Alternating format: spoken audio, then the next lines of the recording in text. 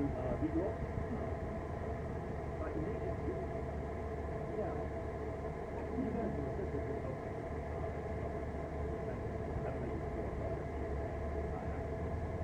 Man, I love this show. He's my brother, my friend. I cannot tell you when I met Ishmael. There was just a time in my life when I did not know him, and then there was a time in my life when I knew him, and I just want to stay in the door because he was awesome. I called him Ishmael because he said, "Call me Ishmael," so I did. But he never, it never got to me that he wasn't actually Ishmael. He was, of course, but his name was Kevin. So I had to write him a check or something. Like, it was like $10. And so I wrote it, I was like, "Hey, Ishmael, what's your last name?" He's like, "Pratt." I said, "Okay." So I opened the check and I gave it to him. And I came back to his house like next week and I saw that the check was on his refrigerator. It said my name is Kevin. I was like, "What?" It was like 9 months at this point. I had known this guy for a long time. So I've indebted him for many things.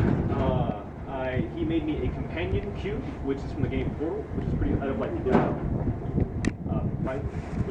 architect stuff. It's like material. And I still have it too. It was awesome. I carried it with me in my car as I left. I met Tashi through him, and I'm grateful for that, for him introducing me to Tashi, which is awesome. And we shared a love of rocketry. So one day he calls me up and he's like, "Hey Seth, guess what?" I said, "What, Ishmael?" And he said, "It's Yuri's night." And I said, What is that?" He said, "It's the night that Yuri Gagarin was blasted into space, and it's I guess a Soviet and a Russian holiday." And I was like, "Cool." It's like, "Do you want to go shoot rockets off?" I was like, "Is that a question?" I had my Buick, and a homeboy rolls into my door. I was living outside ASU at the time, and he's got like these model rockets in his arm. But I had done this as a kid, but I had not launched rockets into the troposphere, for years. But he's got these things, and he's got the goggles on. And the first thing he says when I open the door, he's like, "Hello, Seth." And he's got that understated way about him when he said things like, "Hello, Seth. I brought goggles." So he makes me put the goggles on, which wasn't very hard. So we're walking out to my car, and this guy we live next to, my friend August, he popped his head out, and he's like, "Hey guys, what's going on?" And we're like, "Hey August, we're gonna go fire off rockets because it's Yuri's night. Didn't you know that?" He said, "Yeah, wow, that sounds great. Can I come too?" He had like a part-time job at Best Buy, and he was living off his girlfriend, so he was free. and of course, we're like, "Yeah, man, absolutely." So we all roll out, and I asked Ishmael, assuming he had some plan in mind, "Hey, where do you want to go to launch these things off?" And he's like, "I don't know." So we're rolling through the Arizona countryside, and it's very hard to find land that you can launch rockets legally off. Like, it's not a commonplace thing that you can just do. So we go into and it's like late at night too. It's like, I don't know if you're idiots, but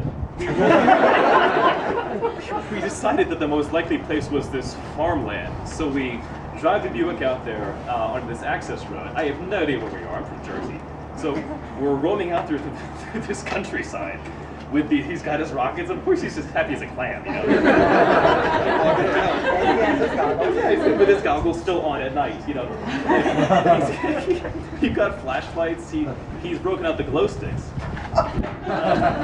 So we're setting up this rocketry base of operations in the field, and throughout the entire event, as we're tying, it's a very complex process, there's fuses involved and rocket engines, it's science. So he keeps speaking in this German accent, like he's like Colonel von Braun, as I'm like, "Hey Ishmael, what size engines do they use?" He's like, "Oh, you use the Rocket C engines for that one." Loving it, man. So we blast them off, and we use the glow sticks on it. It was really cool, because they get pretty high. Problem is, though, Arizona is very dark at night in the farmland, and if you can see a rocket with a glow stick on it, then chances are the person who owns that land can also see a glow stick on it. So we see these cats rolling up on us, and August is like, "Man, I think we should leave." So we grab the rocket, the base, and all the gear and crap, and I've got my goggles on, and